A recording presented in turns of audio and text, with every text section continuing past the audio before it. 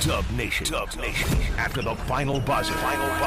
This is where you come for instant post-game reaction. Oh, hell yeah. This is Dub's OT. Can't wait. With John Dickinson. Hey, JD, what you up to, sugar? Long time no talk to. On KNBR 104.5 and 680. Streaming live at KNBR.com and on the KNBR app. Well. We've got a series, everybody. We've got a series. Game 2 in Houston in the books.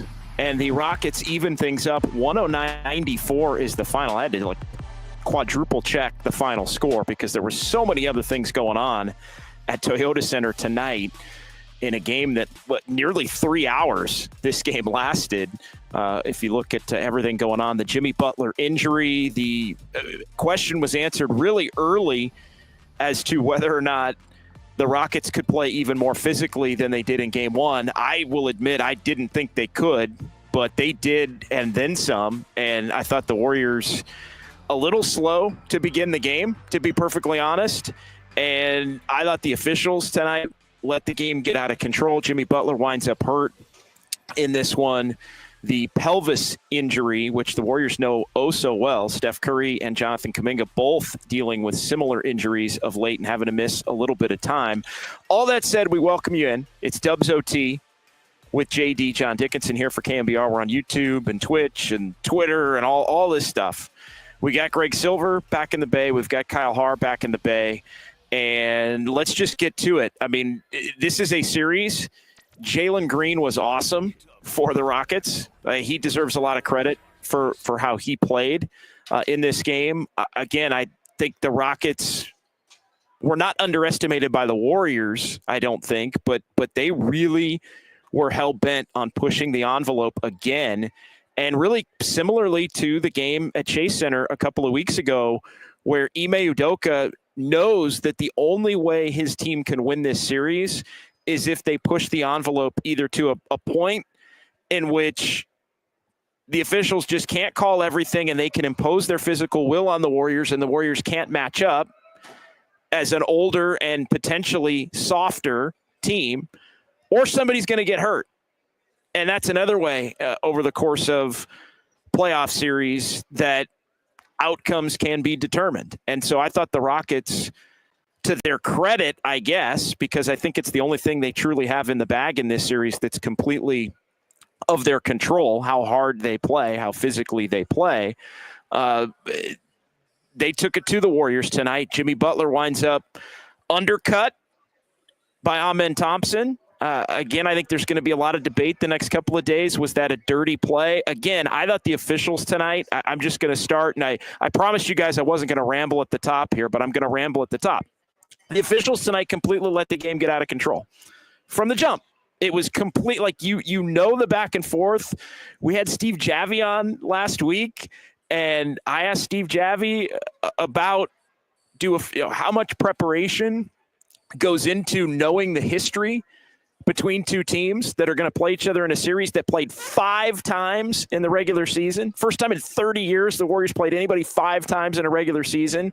And every one of the games in some form or fashion was heated, whether Steph Curry played, whether Draymond Green played, whether Jonathan Kuminga played, whether Jimmy Butler was on the team or Jimmy Butler wasn't on the team. It didn't matter.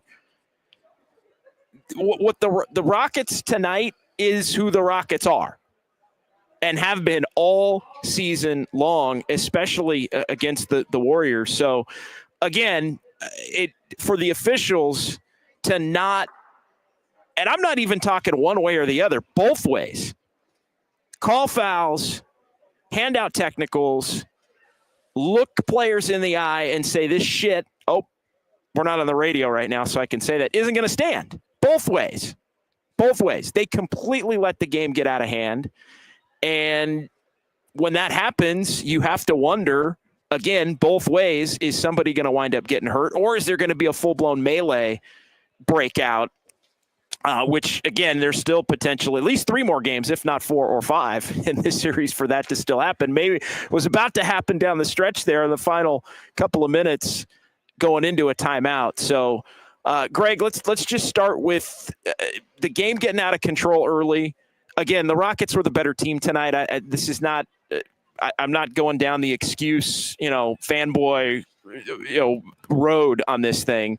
The Rockets get credit for playing the way that they play. The Warriors did not match it. The officials let it get out of control. Jimmy Butler winds up hurt, and now we'll see. I mean, the most important thing to keep an eye on here over the next couple of days is the MRI tomorrow, and Jimmy Butler's status for game 3 and 4 and beyond. If he can play and be 80, 90% of himself, 75% of himself, I think the Warriors still win this series. Now, how many games does that take the Warriors to win this series? And does it lead to a better opportunity to win another one? None of that matters because this series is 1-1 and they're going to play game 3 on Saturday. So just general thoughts about all of that. No, I think you actually summed it up really well. Let's get the first thing out of the way. The Golden State Warriors got it handed to them tonight. They should not have won this game. They played horribly. They did not deserve to even be in this game. And I'll get to that part in a second. Really glad you mentioned the show in which we had Steve Javi on. And I seriously encourage anyone listening right now to go back and check out that interview because JD was filling in for Papa that day. And we had a great talk with Steve Javi just about how you prepare for a playoff series, how you sort of change your expectations for maybe excess complaining, excess physicality, knowing that there might be a history between a couple of teams. And you hit the nail on the head in that the Houston Rockets are a young team. They're physical. I'm also going to straight up say that they are undisciplined. And when you let a team kind of dictate the tone that has all of those qualities, it can get out of hand real fast. And that's exactly what happened. The refs had opportunities to sort of set a tone and get control of this thing. And it did not happen really even after Jimmy Butler was hurt. But that was the big event of the game. And the Warriors, we know this very well. Before Jimmy Butler, they were a team that was really inconsistent. They could lose on any given night. So now take this team without Andrew Wiggins, having traded him away, and you take Jimmy Butler away. I was just laughing at that athletic poll about how Jimmy Butler was among the most overrated players because I'm thinking after watching this one, he's got to be closer to an MVP than any kind of overrated when you see what the Warriors were without him. Yeah, and again, he's going to have to be available if the Warriors are going to have a chance to win this series. We've seen the team that they are without him. But, yeah, no, I'm not. And I saw Max Lopez. Is JD implying that Jimmy Butler getting hurt was the officials' fault? In part, yes. Yes, because they allowed a lot of reckless play to go on at the beginning of that game, knowing the history of these two teams and knowing that the Rockets completely openly stated they were going to try to ramp it up a notch from where they were on Sunday. So, yeah, again, if there's no perceived ramification for bodies flying around, then that is what can happen. Now, is it a freak kind of thing and a bad luck kind of a thing? Of course. Again, is it something that has to be dealt with? Sure. There's no question about it. But again, the officials now, the one thing we know now, they're going to have to grab control of the series game 3 and game 4 in Chase Center on Saturday and Monday. Congrats on figuring that out 3 games into the series. So, and we'll see how it all shakes out from that point. But yeah, I think that the jumping off point was the Warriors weren't winning this game anyway. I don't think tonight, although it was somehow relatively close. I think even an 11-point game with about 6-7 minutes to go, maybe even less than that. And the Warriors, just too many turnovers. They got crushed on the boards again. Too much Jalen Green. I mean, that's the Jalen Green that the Rockets need if they're going to win this series. I mean, we talked about all the things in game 1 the Warriors did really well, and there were some things the Rockets could hang their hat on. But the one thing that was the biggest and most dramatic difference for Houston, other than the physicality, which, again, they were really physical in game 1. They were more physical tonight. And, again, pushing the envelope out of desperation. This is you lose tonight, you're done if you're the Rockets. So you have no choice but to be desperate. Again, everybody in the building knows it. And so there has to be some kind of line, I feel like, in that. But Jalen Green's the answer. Jalen Green was awful, one of the worst players on the floor Sunday. He was the best player on the floor tonight. and the Rockets won the game. So I do think he absolutely deserves his flowers as we kind of get this thing going. Kyle, any thoughts on that? We got Kyle Harback in our San Francisco studio trying to work out a few technical little bugs, and we'll get to a bunch of the comments as well here. We appreciate everybody as the Warriors lose at 109-94, series tied at a game apiece, and Jimmy Butler apparently, by the way, Kyle, real quick, headed back to the Bay tonight. That per Tim Kawakami. The Warriors are flying back tomorrow as originally scheduled, but I guess Jimmy Butler's going to be flying back to the Bay tonight. He's going to get that MRI at that point, and then we'll get some news probably early on in the morning as it relates to just some semblance of a timetable as it relates to his return. So, yeah, Tim Kawakami of the SF Standard now with that little bit of reporting, but the Warriors themselves have said Jimmy's next step for him is going to be the MRI, and then we'll see. They'll get back tomorrow. They'll have a practice / film session / media availability on Friday, and then it'll be game 3 at Chase at 5:30 on Saturday afternoon. What's up, Kyle? Yeah. Hey, how's it going?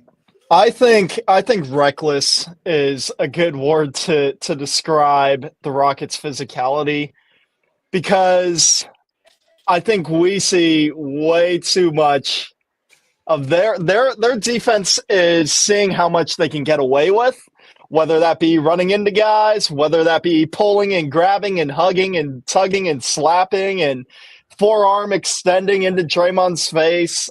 So I think it's reckless. I think some of it is maybe Ime Udoka also not wants them to injure guys, but wants them to play with an edge. But I think the refs need to establish a better control of the game. And I know you don't want to lose the physicality or competitiveness of a playoff game, but there were some things where I was like, oh my God.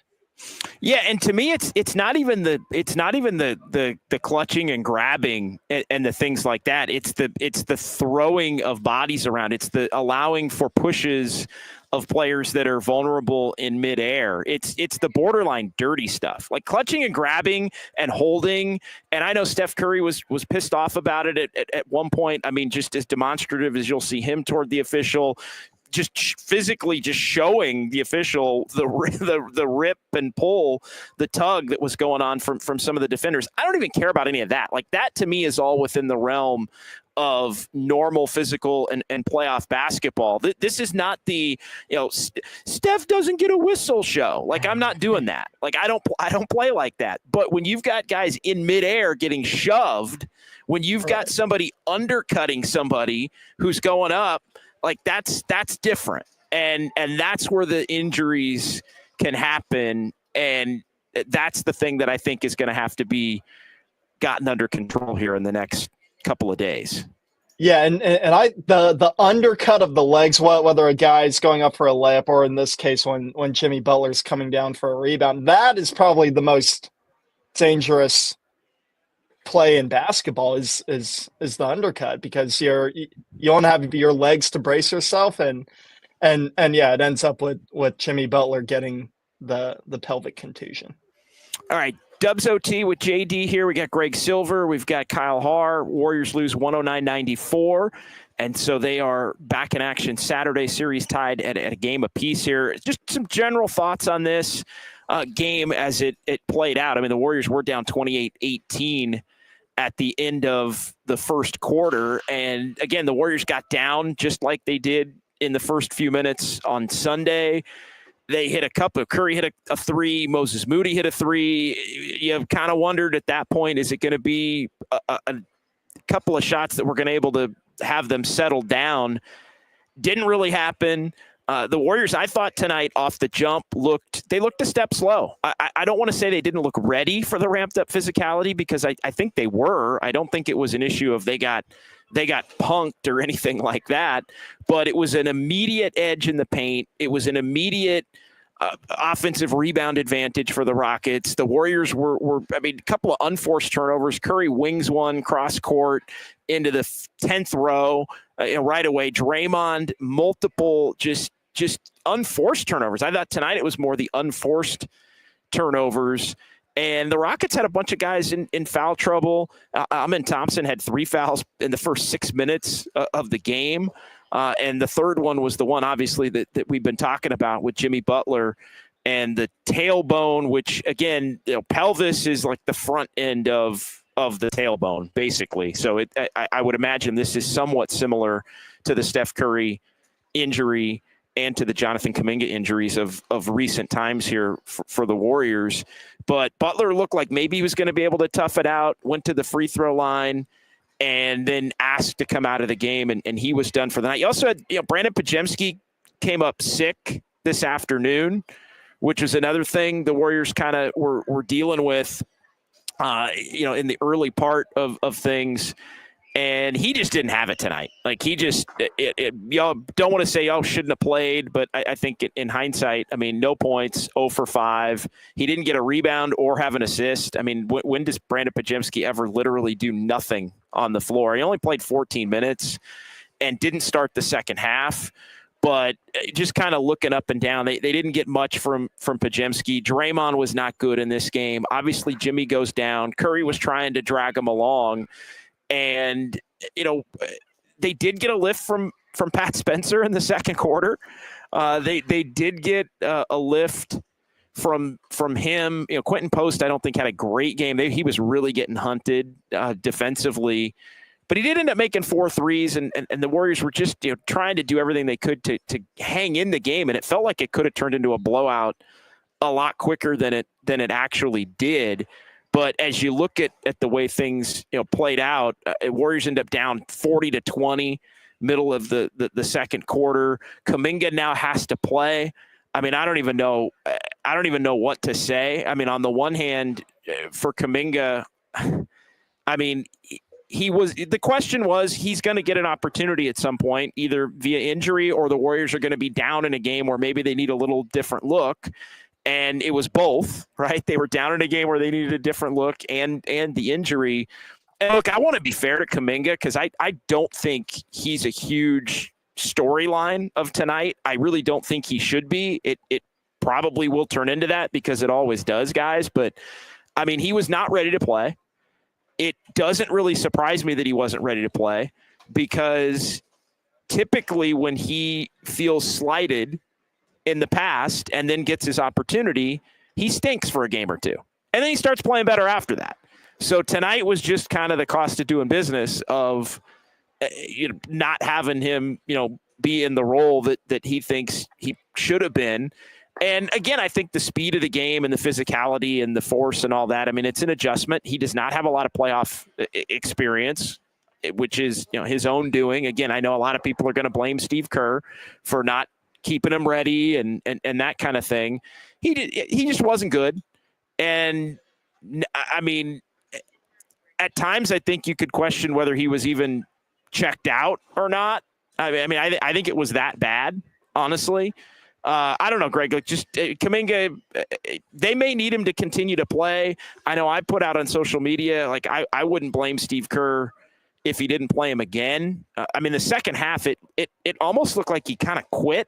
Which I don't like to say, but it just, I don't know. Give me your guys' thoughts on JK. Before I get to Jonathan Kuminga, I'll just go full picture first. Okay, just for anyone that might have been joining a little bit late, I got a short show tomorrow, so I'm just going to keep it concise, and I'm going to get everything out because don't have a lot of time. I don't have 4 hours to break it all down tomorrow. Bottom line is this.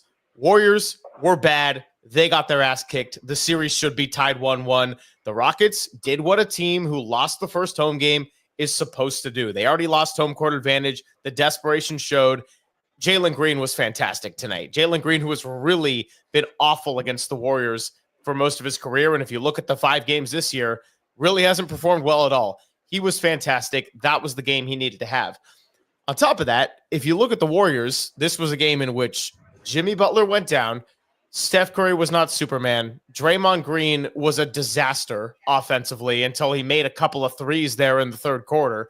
And if you look up and down the bench, the only guys that really gave you anything were Pat Spencer, who the fact that he was playing in the second quarter, you're like, wait, I'm sorry, what? And Quentin Post, I'll give the pass to because of the 4 threes. And I agree, JD, he was getting hunted on defense, but you had to have your offense come from somewhere. Just about everybody else, very ineffective up and down. I'm also going to kind of go in on the Houston Rockets here for a second. And no, it's not the physicality, and it's not Amen Thompson being involved in a play that knocked out Jimmy Butler in the game. That's on the referees for not setting the tone and understanding that the game had the potential to get reckless real quick. That Houston Rockets team, they were up 16 late. They were on the verge of winning their first playoff game in 5 years and first playoff game in that building in 6 years. They did what a home team who lost game one should do. And at the same time, I think they're about 10 times more unserious of a basketball team than I thought 5 days ago heading into the playoffs. They are reckless, they are undisciplined, and frankly, they're just unintelligent. The Jalen Green flagrant foul, the Tari Eason technical foul down the stretch, they are a really, really undisciplined team. And if they get past the series, which if Jimmy Butler misses multiple games or doesn't come back at all, they very well could beat this Warriors team.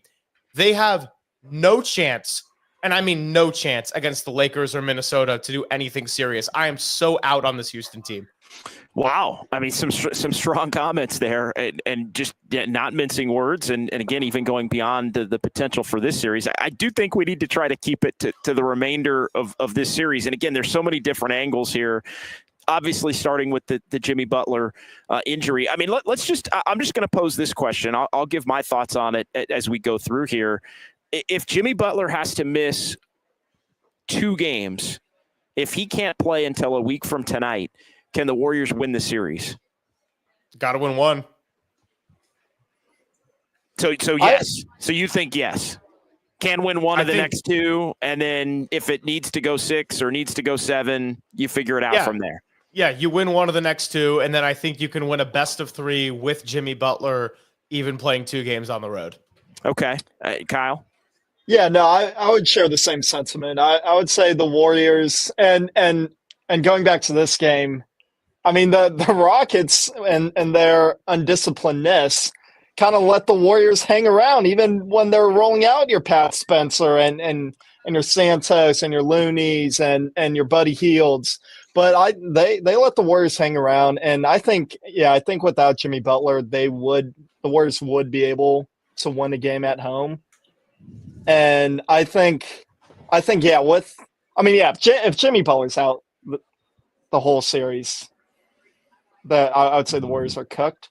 But yeah, in a best of 3, I think the Warriors could win 2 of those. Yeah, I think I'm not sure, to be honest, because we've seen so little of this team. With Andrew Wiggins isn't on the team anymore, right? He's in Miami, and we've seen so little of this team having to play without Jimmy. But I just keep going back to that Philadelphia game, and I know that's a game in March and not a playoff game, and others are going to rise to the occasion, and there are different things you can do with the rotation to shorten things up, and maybe you give some opportunities to players that haven't. But I really don't. I think he needs to be out there at least by game 4 to give the Warriors a chance in this series to be able to win it. And I think a big part of the reason why is because of the state of where Kuminga is, to be perfectly honest. I mean, the one ace in the hole that the Warriors, I'm not sure they thought they had, but I think it was a talking point that they might have it, and fairly, because Kuminga's played great against the Rockets. Well, now Kuminga hasn't played great against the Rockets in the 2 most recent games that he's played in, going back to the game at Chase. And he was such a huge part of not only the Warriors beating the Rockets, but beating them without Steph Curry. He helped them beat the Rockets without Steph Curry twice. And so if you're not going to get some semblance of the good Kuminga, and again, I'm not even writing off the fact that he won't and can't perform at a higher level if he has to get an opportunity to to play on Saturday. He does typically not play well after these. We've seen it for years. Like Kerr will bench him and then he'll get all mad and there'll be leaks and he's his agent's pissed off and all this stuff. And then he'll play. Remember that Miami, that happened. And then I think they played Miami the game after that. And he just got his ass kicked by the Heat. But then he started playing better. And then it just again, out of rhythm, like all of those different things I think are fair. But no, I think they need Jimmy to bring it back to him. I think they need Jimmy Butler to be back by Saturday. I'm sorry, preferably by Saturday, but by Monday to have a legitimate shot. Because the other thing in play here, it's the wear and tear. Forget about injury, and it's just the physical beating is going to take a toll more and more and more on the Warriors the longer this series has to go. So the fact that the Rockets have already now going to be at least a 5-game series. If Jimmy has to miss a game, might now be a 6-game series. Like the longer it goes, the more I feel like that benefits the Rockets, who looked much more comfortable offensively tonight in this game. And as the rest starts to shorten, I think the Warriors are really going to have to dig deep to find it. And I think there's such a disparity in terms of youthful energy versus the guile and the OG ability to experience and intelligence and those things. I mean, it really is what this series is. It's the experience and intelligence and talent of the Warriors' best 2-3 players against the athleticism and the physicality and the brashness and the youthful exuberance that the Rockets play with. I mean, that is what this series is. That plays better for Houston the longer this thing goes, until maybe you get to a game 7. And then that's where I think that, can the Warriors find it? Are the Rockets going to be so nervous and out of whack and they're, experiencing that for the first time? But it's that versus a potentially dead on their feet Warriors team having to play every other day for 5 straight games beginning on Saturday. I think yeah, the thing with Jimmy Butler being out, I mean, it's like by default you kind of have to throw Kuminga in there, and I just don't know if his head is in it. I mean, and then you saw also by default, yeah, if Pods wasn't in there, then yeah, by default you have to have Pat Spencer, because you don't really have another ball handling guard other than Pat Spencer if Pods was out. So and the jump between a Jimmy Butler to a Kaminga is drastic. A jump between, and shout out to Pat Spencer. I thought he did good tonight. But the jump between Pods and Pat Spencer is also drastic. No, go ahead, Greg. No, I mean, I was just going to kind of echo, you had Pat Spencer out there because you needed someone who could handle the ball, and Brandon Podziemski was sick, and Steph can't play 48 minutes. So that's why you have him out there. Same deal.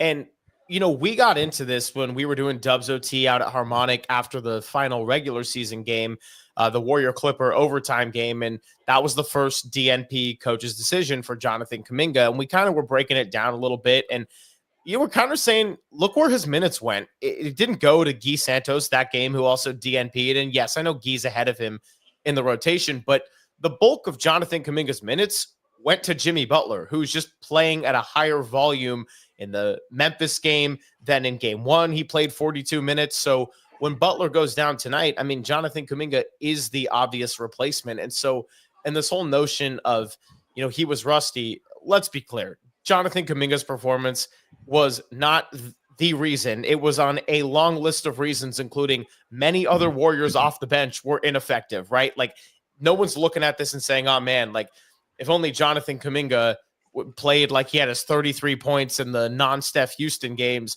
which was to be expected. No, we're not saying that. The point is, when Jimmy Butler goes down, it needs to be next man up. And if he's a little rusty or the shot's not fully there, that's one thing.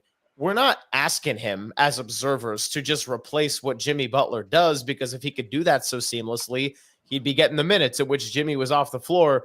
But Kuminga just didn't really look fully himself at all tonight. And a lot of what he does do well was not contributing. And I think that was a rightful frustration for the Warriors fan base. He did hit a couple of threes, wasn't getting to the free throw line, really struggled to move the ball on offense, and a couple of times defensively or in the flow of a transition just looked a little bit lost. I'm not saying this to single him out.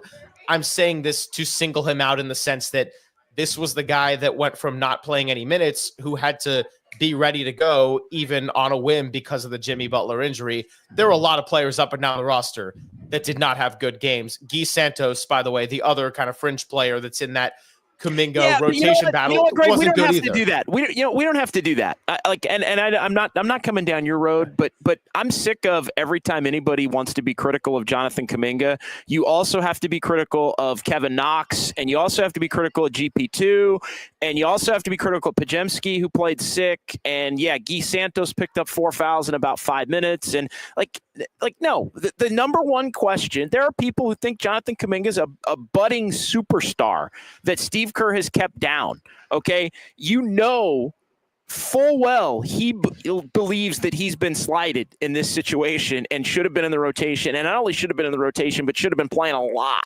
against the Clippers, against the Grizzlies, Sunday, tonight. He's held to a little bit of a different standard. He was the 7th pick in the draft. It's year freaking 4. Okay. And on the one hand, Rusty hasn't played. We've seen this before with him, and then he plays better, might get another opportunity, could play better at that point.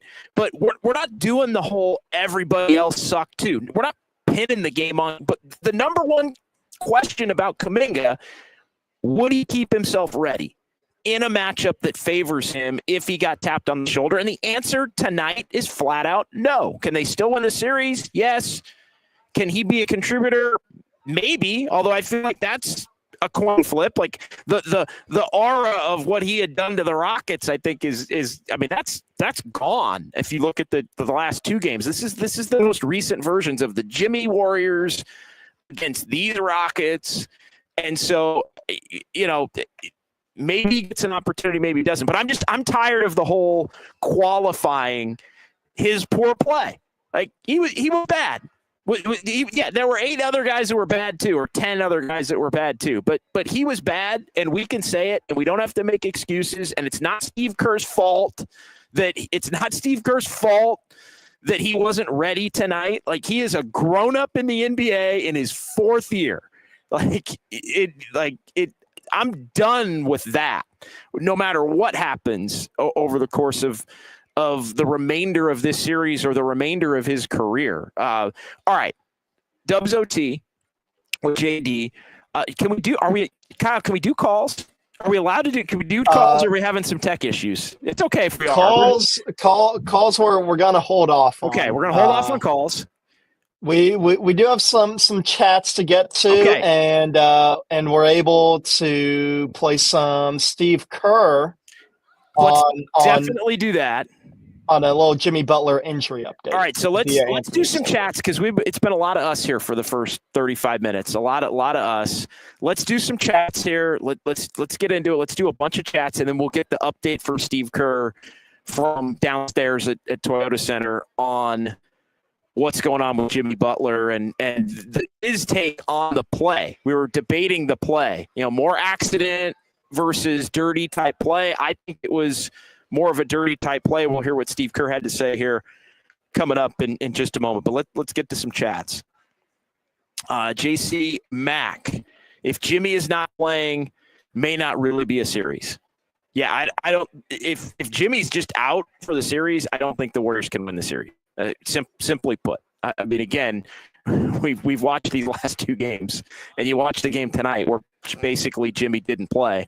So no, I don't think the Warriors can win the series unless Jimmy's coming back. I mean, at a minimum by game 5, but I really don't even think they have that margin for error. And at that point, it probably is going to have to go 7 to get the job done. So all right, that's our first comment there. Let's keep it going. Rusty Nail, you worked so hard to get to this point. How do you get food poisoning now? This is the playoffs. You should have your personal chef preparing your meals. We're really doing that? I don't know what Pajemski ate, but it happens. It happens. Yeah, don't get sushi in Houston. Maybe, I don't know. Yeah, don't get the Kobe the the burger in Sacramento, right, with Kobe Bryant. You guys are too young to remember that. I can't. But yeah, there was in the 2002 Western Conference Finals, the 7-game series where there was a lot of discussion about officiating in Game 6, that the Lakers ended up winning to three-peat. Lakers won Game 1 of that series in Sacramento, and then Kobe Bryant came up with a bad burger, a Visine burger, I think is what it was, at a hotel in Sacramento, and played, but was really sick in the game. Did not play well, tried to grit through it. The Kings won that game, tied the series. They were in the position the Rockets were tonight, evened it up, and it actually took a 2-1 lead, took a 3-2 lead. The Lakers ended up winning the series in 7, one of the great series in NBA playoff history.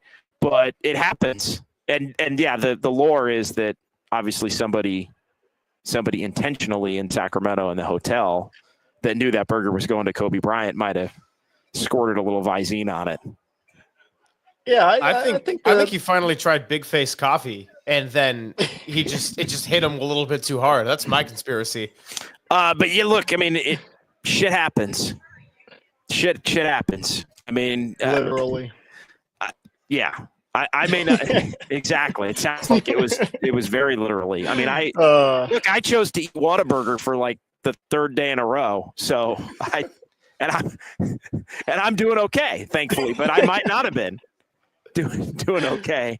But yeah, I do like Whataburger that much. I really do. And I'll get another opportunity to have it next Tuesday and Wednesday because we're coming back for Game 5.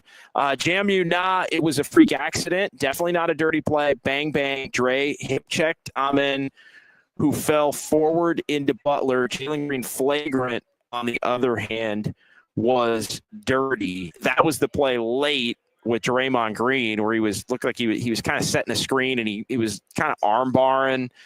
And, yeah, I thought Draymond clearly – accentuated that. Like there was a moment where like Draymond got hit and we were kind of having a little back and forth at the table here about it. Initially looked like a flop. Initially, like on the replay, the crowd went crazy. That was a flop. It wasn't a flop, but Jalen Green did get him. And then there was that split second where Draymond Green, I think, knew that Jalen Green got him. And there was like a split second, and then like Draymond really accentuated it. I thought that was called correctly. Again, a lot of people are saying no, the Amen Thompson. But again, I think when you allow teams to play so wound up to where they're at the line or over the line, things like that are bound to happen. Like when the game is out of control and the players are out of control, and like you said, I think the Rockets, Greg, are reckless to begin with. They're just a young, brash team that frankly doesn't always look like they know how to play basketball all that well. But they've got a lot of great athletes and they can make shit happen. No, they do. Like that's part of their deal. Like the Rockets win games. The Rockets won 50 whatever games. 52, I think. Yeah. By tonight. They did a version of tonight 52 times. Like it's why they're the 2 seed. Like it's part of their DNA. And so the Warriors are going to have to, I think, level up. And I know there was a debate going on here about on social media earlier. I think it was our guy Digga 117 said, "Hey, the Warriors did not match the physicality, and did not sense early." That the Rockets were being allowed to be even more physical than they were on Sunday, and they should have matched it. They should have been right there in lockstep, and had they, maybe they would have been able to hang in the game, and it really turns into a rock fight type of a game. Go ahead, Kyle. Yeah. I was going to say just back to the point that the refs shouldn't let it get to that point because that's just when you're going to get guys ejected, and who knows how that affects the series. I just keep going back to the point of the refs should set the tone early, and they definitely should set the tone early. And again, now we're going to see it. Now we're going to see them set the tone early on Saturday at 5:30. Let's pause on the comments, Kyle, if we can. Let's hear the Steve Kerr clip. I think via Anthony Slater of The Athletic from Toyota Center, where the Warriors got beat 109-94. It's Dubs JD with YouTube and Twitch and all that stuff. We got Greg here, we got Kyle here. Let's hear Steve Kerr's view. And yeah, again, we're trying some new stuff for the playoffs. Yeah. So just bear with us a little bit. We got off to a little late start, but like this is our plan for the YouTube. We're trying to work into some calls. We're going to play sound. We're going to. It's just we're tonight's kind of, let's just test all this on the fly and see what we can why get not? accomplished. Why not? So yeah, as I share my screen here, hopefully I don't have a boomer moment and know what I'm doing, but let's see. All right. Do that. Let's Can you be guys honest. see? If there's one boomer at the station, it's young Tony. Oh wait, here I got that. There we go. Oh, look at that. Right. Oh, Look at that. Wow. I'll make that big. And all right, here's Steve Kerr. At all postgame? Yeah. Are you optimistic or are you just kind of? Jimmy always says he's going to be fine. But we have to wait to see with the MRI. What did you think of the foul, or how he went down? Did you think it was? I haven't seen the replay. I asked our guys behind the bench, and they just said it looked like there was some physicality on the rebound, and I think Thompson just inadvertently found himself underneath Jimmy just based on the tug of war that was going on there. So we didn't think there was anything wrong with the play. It's just one of those plays. What did you generally think of just kind of the physicality and tension that seems to be rising in the series? Yeah, Houston played great. They were really physical. Just like we expected, they came out with amazing force defensively, and obviously Green got going. And that loosened our defense up quite a bit. So it was their night. They played a great game. Both ends of the floor, and we just got to lick our wounds and back to work tomorrow. All right, so they don't think it was a dirty play. That point there. Jalen Green is the one common denominator in the two wins that the Rockets have most recently against the Warriors. I think when he's played well, they've had enough. And when he played horribly, as they did on Sunday. But no, thoughts on Steve Kerr's thoughts, Greg, just on the play itself. Again, I think he's being pretty diplomatic there. I'm not saying it was intent, but when you are playing half cocked, and I think that's what it really was, and it's how the Rockets are, those plays tend to happen in those moments. So did you catch the audio? And I'm asking you because I know you were in the building and it was louder and you're probably not watching a lot of videos, but Ime Udoka on the TV broadcast, they showed it early. I was going to bring that up. Okay, good. Yeah, I just wanted to make sure before I brought that up. So you know the deal. Again, it's not the Rockets' fault. It's not Ime Udoka's fault for saying that and deciding to play like that. It is on the officiating to set a tone. And no, I'm not saying the refs are the reason the Warriors lost the game, and we're not going down that whole road. This is not that show. The point is playoff basketball is different than regular season basketball. Houston's a good team. They won 52 games. They also can be a little bit unintelligent and reckless, but they are very young and athletic and physical. And when you kind of combine all those factors in a playoff game, you got to set the tone early. And it was just lots of physicality from the jump. So no, I don't think Amen Thompson was dirty. I don't think Draymond Green pushed Amen Thompson in a way that was responsible for Jimmy Butler landing like that.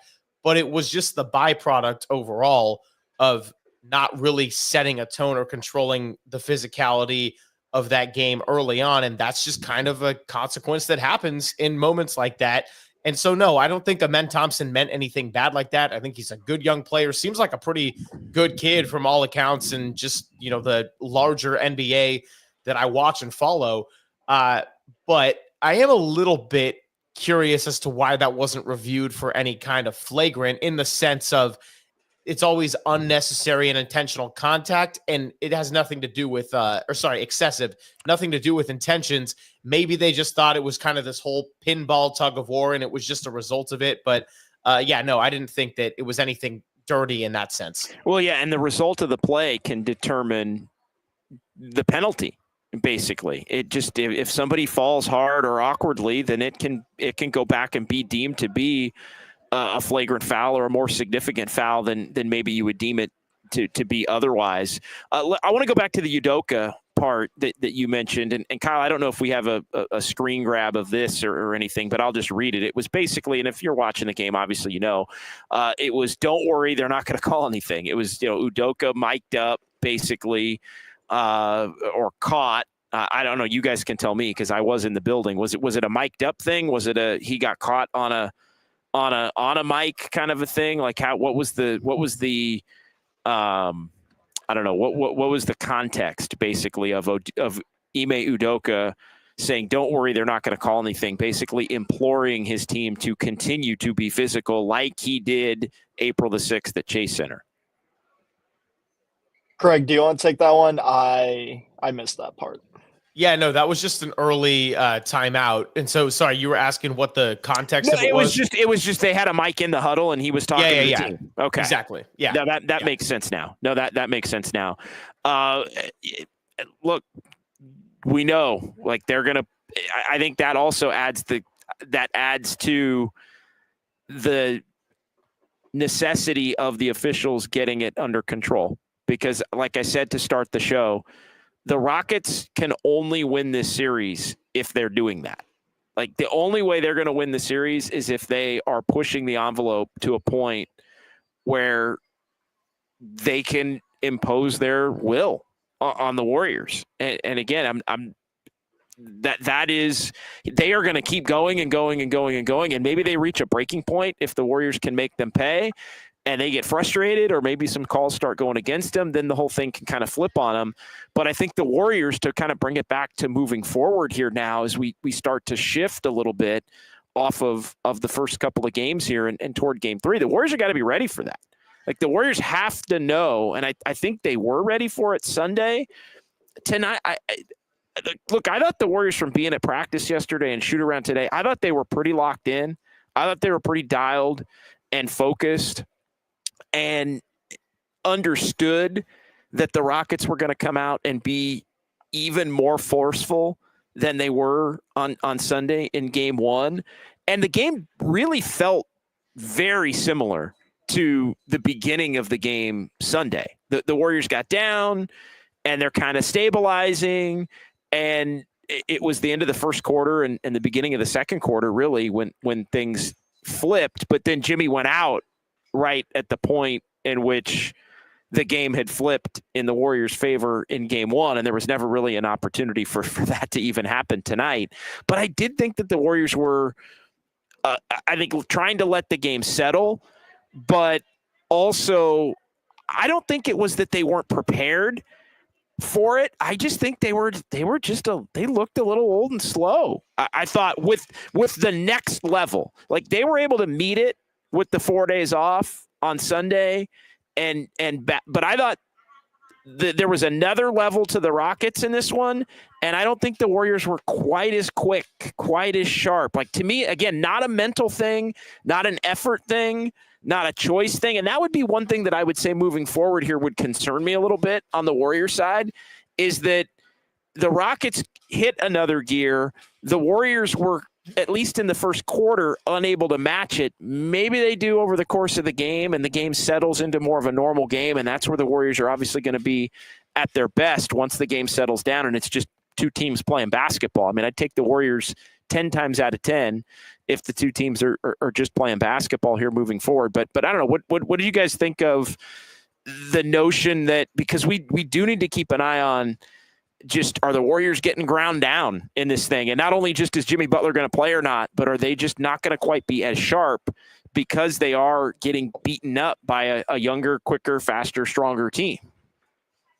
I mean, they could. Like, the longer this series goes on, the more likely they're going to suffer that fate, because you're not just going from, you got 2 days off and no travel with some of these games, like between 1 and 2, it's going to be game every other day. And that off day is going to be travel. And, unless you do the Jimmy Butler and fly the night after a game, but most likely it's going to be on that off day. So yeah, there's absolutely a chance that they could get ground down by a physical team. But again, a lot of this goes back to the tone that is allowed to be set and what these boundaries are and what the parameters are, because if there's consistency across the board, the Warriors can be physical right back. And I thought they did a great job responding to the physicality of game 1. Draymond Green actually just had a quote in his post game saying, I thought it was a little less physical than game 1. I'm like, really? Like, maybe physical in the sense of basketball. I was going to say, be trolling. We'll see if we can we'll see if the video pops up from that or the audio. We can play the audio at some point. But that, to me, without hearing it, that feels like a troll job to me. I don't know. That feels like him trying. Yeah, I thought it was actually less physical. I think he's being a smart ass. What do you think, Kyle? I think I'm worried about when the game does go to games 5, 6, and 7, when they only get 1 day of rest. If they don't come out as sharp or hit that next gear, and I know they have Steph Curry and Jimmy Butler, but as a collective group, they have Steph Curry. They have Steph Curry. But yeah, you do bring up a good point, because I do think the Rockets hit another gear today, and you talked about how the Warriors might be able to take advantage of the Rockets being getting desperate after the game 1 win.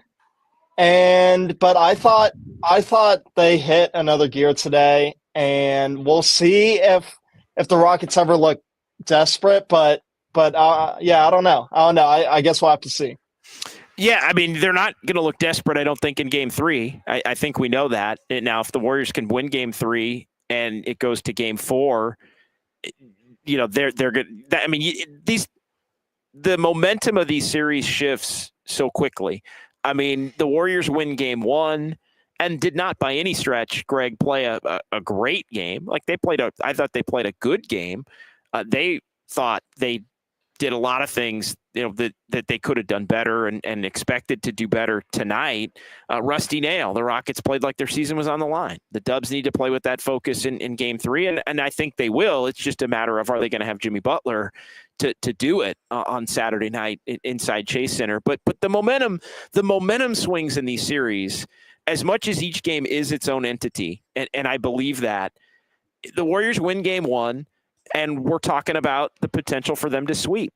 And it's not crazy, given the inexperience of the Rockets and the way that they played on Sunday. The Rockets bounce back, desperation, season on the line. They play great. Jalen Green steps up. They win. Jimmy Butler's now at a minimum banged up. At a maximum, going to miss the series, and answer potentially lying somewhere in between there.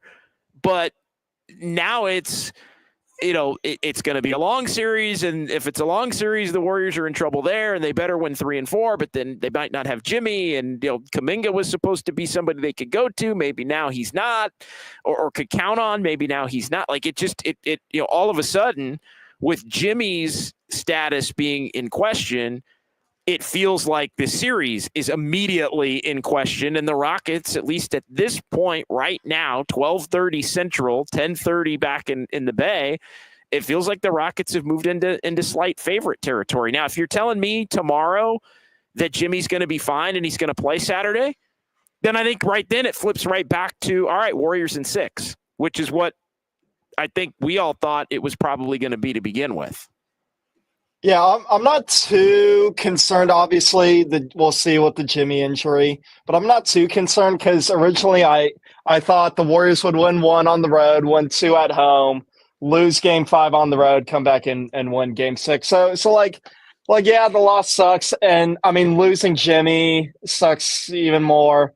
But I think in the greater perspective, it doesn't change anything. I still think Warriors in 6. Yeah, Greg. I mean, how much time's Jimmy Butler missing? And I hate to be that guy, well, but it's the whole thing. It's the whole series. Exactly. Like, we can talk about Steph. We can talk about And Moses Moody probably should have played a little more. Pat Spencer probably should have played a little more. Like, there are individual aspects of this game that kind of go out the window a little bit once you start to shift toward the next game. Although I saw the Steve Kerr quote, Greg, basically, I'll paraphrase. He said, if Jimmy's out, we got to rethink the whole thing in terms of like how they're going to try to, go about a rotation and cobble it together. But we can talk about all the little this or that's of this game individually, but it's Jimmy Butler's status that's going to determine this thing more than anything. 100%. So, yeah, ahead of the series, I thought Warriors could do it in 7. And I know it's kind of rare to pick a road team to go and win a series in 7. But I think between the history that this team has in that building and also just the experience of a Steph, Draymond, and Jimmy Butler and a Steve Kerr going up against this younger Rockets team, I don't think the going on the road for game 7, I worry more about the travel than the actual environment for that case. But that's the reason I said they could do it in 7 is because you had the perfect balance. And game 1 was that example of Steph Curry doing his organized chaos, as Jimmy Butler put it in the postgame, making these ridiculous threes, going for 31 points. And then Jimmy Butler, kind of the stabilizer that could be the other closer. And they've sort of followed this formula really since the Clipper game, even the one they lost, where Jimmy Butler was aggressive early, set the tone offensively, was getting to the line, was getting a lot of buckets inside, kind of the leading scorer. And then Steph is the one that really brought it home in the end. And it was this recipe that was working to perfection. So yeah, no Jimmy, you're not winning this series. And if he misses 2 games, I still say you got to go win 1, and then I think you can win a best of 3. If he misses 2 games and you go down 3-1, I don't think there's enough perfection in this Warriors team, even with Jimmy Butler there. There's just been enough inconsistency where 1 out of every 4, 1 out of every 5, they just look flat, like they don't have it, maybe a little bit banged up, whatever it is. It's too much to demand perfection. So we'll monitor the MRI. I mean, that is the series, but if we're going to just do the exercise, and Jimmy Butler's going to have to miss some time. If he misses 1 game, great. You can afford to drop that game. You better win game 4 and then win a best of 3. If he misses 2 games, you got to find a way to win 1 without him. And if he misses more than that, then best of luck. Yeah, no, if it's more than that, it's a wrap. And I would even go as far as to say, as I did earlier, I think if he has to miss 2 games, it's probably a wrap. It not to say that they're just going to lose out, but that they would eventually succumb in the series, I think, because it would just be too much to have to go through repeatedly with the travel and the young versus old and all those kinds of things. So let's get some more chats here. It's Dubs OT with JD. We got Greg Silver. We got Kyle Haar. We are off and rolling here about an hour in after the Rockets beat the Warriors 109-94, the final. JAMU 22. Guys, we got Curry, and it's still the Rockets. We good. No, I can't go there because you know how he's going to be defended. And there were times tonight, I'll just say this, there were times tonight where I thought Curry having to play a lot of minutes, he ended up playing 37. And I was wondering whether he's going to play even as much as he did in the fourth quarter, but Steve kind of went for it. I'll give him credit. He went for it with them down 20 and about 10 minutes to go, and he put Steph back in, and they cut it down to 11 in about 4 minutes, and then it got kicked back up, and he basically called everything off at about the 3-4 minute mark. So it's not like he played 41, but he did end up playing 37. You do have 2 days off. But there was a point tonight where Jimmy's out, and the way that they physically defend Steph, not always successfully, but the way they go about it, like him having to play the night without Jimmy, the way they play, like to me, that was a danger. That was a dangerous proposition for the Warriors. And not that you're going to shut him down and tap out at that point because you don't have Jimmy Butler. I'm not saying you should have done that, but it was kind of, I would think from the perspective of a Warrior fan, Kyle, it was a nervous watch. Because they're just throwing him around and they're grabbing him and it's not that the Amen Thompson play was specifically reckless, but the reckless nature by which they throw their bodies around leads to plays like that happening more frequently. And if they're not controlled by the officials on other stuff, then those throw your body around plays can turn into injuries. And so that was kind of my point on all of that. But yeah, I mean, Kyle, it just, they're ragdolling him, man, and they're grabbing him, and you're thinking, is he going to run into somebody and end up, hobbling off the court in the middle of the third quarter? Yeah, and they love to blitz him on those screens with Steven Adams. I was like, oh man, Steven Adams is a big boy. I don't know about this, but it was definitely in the back of my head during the fourth quarter. I was like, okay, they cut it to 11, but then the Rockets pushed the lead back out again. I was like, okay, I'm starting to think about maybe we should take out Curry, because if both Curry and Jimmy are out, I'm like, oh man, it's toast. Your Warrior fan mortality flash before did your life flash before your eyes? Your fan life? No, I mean, look, by trading for Jimmy Butler, and this is something we brought up when you filled in for Papa last week, it just created a clarity of what they were trying to do. Like, the whole pre-trade existence of the Warriors this year was, what is the direction? Are they going to do the soft rebuild? Are Steph and Draymond going to shut it down toward the end of the season? Nah, they traded for a guy. They're clearly going for it. And if the injury is the nail in the coffin for this year and that's it, then we know what kind of direction they're going in toward next year, and they have an offseason to worry about all that. So, no, I think this team is very clear about their intentions, and I think they're going to be damn interesting for some time to come. All right, let's do some more chats here. Continuing on, we'll get to some more clips as well here on Dubs OT with JD, but let's continue to roll through a lot of the chats here. People want to talk, and we want to hear from you. Zua, Brooks tackle on GP in game one. Amen falling forward into Jimmy seems like a trend. Again, they play recklessly. They toe the line. I think part of a team that plays the way the Rockets play is you try to make basketball. You try to make things that maybe aren't basketball plays look like basketball plays. Like, that's part of how you get away with it, right? And look, Draymond's done that for years, right? You take an opportunity to make a basketball play and you enhance it to a point where it becomes beyond a basketball play. I think all of that is in line with towing the line. And again, I think the Rockets know that that's their pathway to competing and contending and having a shot in this series moving forward. Let's get another one here in the chat. And we appreciate everybody. A lot of new folks in the chat here tonight as well. Jay from Land of the Hella, don't forget Pods was basically out of the game. Say what you want. He's been playing well. Yeah, Pods has been playing well. Obviously, he's got to get healthy. He didn't have it tonight. And you look up and it's the start of the third quarter. The Warriors have 2/5 of their starting lineup out. I mean, it's a wonder that they weren't completely getting blown out at that point.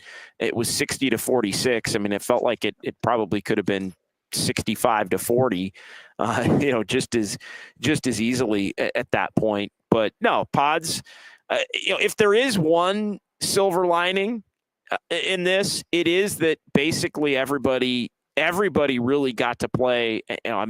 No offense to TJD or Key or Kevin Knox, but everybody else got an opportunity to at least play, 12 to 15 minutes. Kuminga got 26, and obviously, he didn't play well, but he gets an opportunity at a minimum to knock some of the rust off here if they do wind up needing him for future games in this series. So I think the fact that everybody got to feel it and mix it up a little bit doesn't mean Kerr's going to play everybody, obviously, on Saturday or beyond. But I do think it's easier to be ready once you actually get a little bit of a taste of it. And that goes for everybody. Kuminga, Santos, Post got to play 25 minutes in this one. Pat Spencer is not somebody that, Pat Spencer may have to play a little bit. That's one that you file away, right? I mean, we talk about the Warriors not having enough. Like Pat Spencer playing well is something, to me, you file away. Not that he's in the rotation now for game 3, but if you need a little bit of an energy shift or you need another ball handler, because that's the other thing. I mean, how do you beat the Warriors are void of they're void of two things. They don't have enough shooting. They don't have enough ball handlers. Like that basically it's Curry and Pods. Those are the only two guard ball handlers. Then they've got Jimmy, obviously, and Draymond handles the ball a lot. And then that's really about it on their whole freaking roster. So, but Pat Spencer at least is another guard that can dribble a little bit, which, they don't really, Buddy Hield isn't that guy. Moses Moody's not that guy. Like, they just don't have them up and down the roster. No, they don't. I mean, Gary Payton II is a Not 6'2". He's a power forward who just happens to be 6'2". So yeah, no, I wasn't surprised at all to see Pat Spencer playing because you just had to do the quick thing. And I got to say, I was seeing a couple of tweets out there in the game that was like, why is Pat Spencer playing? And I'm not just talking about from like fans. I'm talking about people who knew their stuff. And I'm thinking, well, do they not know that Podziemski went to the locker room sick? Because that is the explanation right there. Like, it's a very easy, okay, who's the next guy? Who can handle the ball? Shout out to Pat Spencer, man, banking in the three. Look, we had Gary Payton II missing dunks. We had turnovers. We had fouls and lack thereof and just all sorts of chaos today. But Pat Spencer banking in the three. If you could get one highlight for the Golden State Warriors, chef's kiss there, 61. Uncle Chef, 30. Warriors came within 11 about 4 times. Just wasn't our night. Yeah, I mean, and each time you thought, could they continue to make a push, and would there be some potential for the Rockets to kind of melt down if the Warriors did get within 4 or get within 6? We never really found out, in part because the Rockets did hit some timely 3-pointers tonight. What was it, 6 the other night that they hit? They hit 15 in the game tonight, so 15 of 40. That's much closer, much more in line. The Warriors ended up 17 of 43 from 3, but the Rockets to only lose the 3-point battle by 6 points in a game where, and I'm looking at it right now, I'm going to move my screen down a little bit just to look at the stat monitor that's still up, in a game where, 46-28 in terms of points in the paint advantage. So to keep that close to where you could win with the points in the paint was important. But yeah, that would be the one thing. Again, maybe another thing to take away for the Warriors, it's the fact that the Rockets were pretty dominant for stretches of the game, and yet they couldn't totally put the Warriors away without Jimmy Butler when the Warriors were really kind of playing like shit. But I think the Rockets also, guys, gain confidence.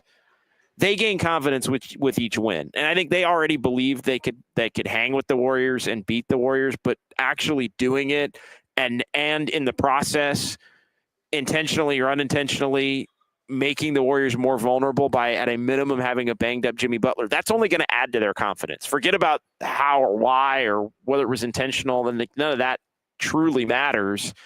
But it's, to me, every win, they get more confident that they can beat and hang with this team. And look, they had things they want. Like, both teams play, and the Rockets had things that they set out to need to do better, and they did them. So they get credit for that as we now shift gears and head back to the Bay and get ready for Game 3 and Game 4. Spark plug. I think the Warriors can win without Jimmy. Tonight just caught the Warriors off guard and through the game plan. Your thoughts? I mean, they can. And I'll say this, though, because, we've had the chat, and it's great to be with the chat as always. I was joking that we should just ban everybody when we had some bickering. We don't do that unless you cross crazy lines. Here's the deal. For the chat that is asking about my silver lining, not a lot. I can go off of 2 things. One is Jimmy Butler is a tough mofo, and he is going to do everything he can to try to play. Now, how effective and mobile he is, that's to be determined if he ends up getting on the court. The second thing is I'm going to stand on business with what I said earlier in the show. I think the fact that the Warriors were playing as bad as they were, and they were kind of within reach for most of that game, told me how unserious I think the Rockets are, and they can get in their own way. So there's your silver lining, that we'll see what happens with Jimmy Butler, but the Rockets are unserious enough to where if you can buy some time and find a way to win this series, it's not off the table if Jimmy's got to miss a couple. Yeah, go ahead, Kyle. Sorry, no. I just want to build off Greg's point. No, if Jimmy does miss Game 3, I don't think it's out of this world to say that the Warriors are totally out of that game, and you could chalk that as a loss. Like I think that will still be a competitive game, and you're getting a Brandon Pajemski who hopefully will recover from his illness. Well, and again, if you do play Kuminga, maybe you get a better Kaminga because he was able to shake a little bit of the rust off. I mean, that is a fact. That first game after he hasn't played for a while, he typically does not play well, but then he does kind of get it going after that. The more that obviously he plays, and you can't be messing around. He's going to have to play if Jimmy Butler can't. I mean, that's just an obvious point, and hell, he may even have to start, honestly, if Jimmy Butler can't. Although, we'll see. I think you could probably go with Quentin Post too, and go big there and put, move Moody to the 3 at that point, and then basically use Kuminga as the backup 4. Kuminga was playing a lot of 3 tonight too, which again, shocker that he didn't play as well. But yeah, he was out there a lot with 2 other bigs, which is never really when he's at his most successful to begin with. All right, let's continue on here. Andis, I think the Warriors can take advantage of the Rockets being undisciplined and inexperienced at home. Great point from Andis. This whole thing and the emotion, and it was lit at Toyota Center tonight. Like, it was an edgy crowd. The start that the Rockets got off to, the chippiness, like this team, the fan base here truly does feel the vibe of just how the Rockets play.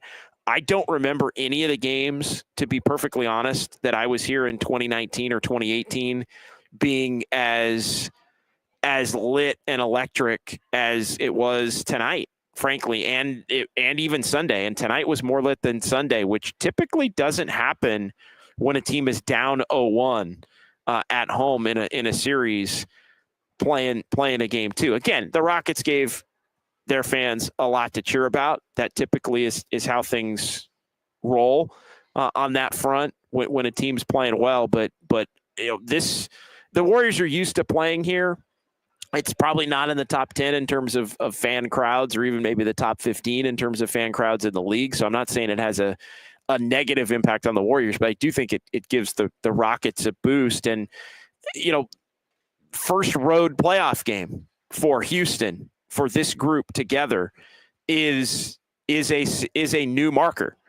And that is in its own right an area where the Warriors do have a small advantage with or without Jimmy. Now, it's offset if they don't have Jimmy, but that, coming out and knowing how to play and channeling your emotions, and what happens if the Rockets get 10 fouls called on them in the first quarter. I mean, are they going to be able to keep their composure? And those are the types of things that in series like this happen they happen to teams.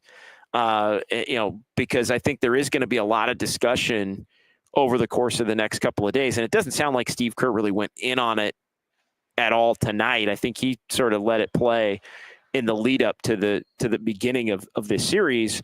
But I think I think there's going to be a lot of discussion both locally and nationally the next 2 days, Thursday and Friday, about whether the Rockets are getting, whether they're being allowed to do too much or whether they are pushing the envelope too far. Like, I think that is going to be a topic of discussion. And I think anytime it's a major national topic of discussion, there's the potential to have a little bit of a shift in terms of, under the guise of getting everything under control, to where maybe you kind of dictate to one team specifically that it ain't going to be like it's been until the temperature comes down between the two teams a little bit. And then hopefully with a couple of games of that, you can allow for the final 3 games to just play out normally and be about the basketball, regardless of where the series sits.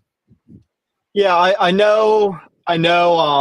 After Monday's win, I saw a lot of, I saw the photo of, I think it was Jalen Green, like literally hugging Steph on defense, go viral all over Twitter. But I think when someone gets injured based off of that physicality and recklessness, I think that's where you have to draw the line and really have a talk with whoever's, I guess, reffing the game that day. Yeah, no, I think that's a good point. Continuing on here as the Warriors lose 109-94. I'm kind of going back and forth between screens here a little bit. Do we want to play the Sam Gordon or the Kuminga from Sam Gordon in the locker room? I have no idea what the audio quality is. I've just been scrubbing through as we've been tracking the show and the headlines. No doubt. And honestly, if either one of you guys have something, I know Greg, you threw it in our chat, but if either one of you guys have something that pops up as something we can get to, we don't have to do the formal sounds of Dubs OT format like we typically do on the radio. It's kind of, like I said, it's kind of a free for all. Let's see how it goes. We're going to be back on the radio Saturday. We're going to be back on the radio Monday. From Harmonic in Thrive City. We're going to be back on the radio a week from tonight when the Warriors and Rockets play game 5 of this series.